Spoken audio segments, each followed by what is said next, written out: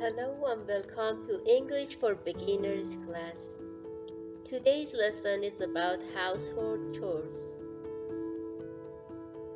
Do you help at home? Do you make lists? Let's get started with the first item. Tidy up the room. Tidy up the room. Take out the trash. Take out the trash. Make the bed. Make the bed. Do the dishes. Do the dishes. Dry the dishes. Dry the dishes. Walk the dog. Walk the dog. Feed the pet. Feed the pet. Iron the clothes.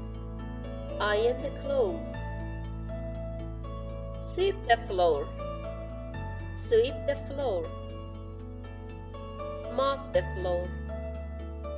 Mop the floor. Vacuum the floor. Vacuum the floor. Do the laundry. Do the laundry. Hang out the laundry. Hang out the laundry. Which of these chores are your favorite? Write them in the comments. To see more videos, please subscribe the channel.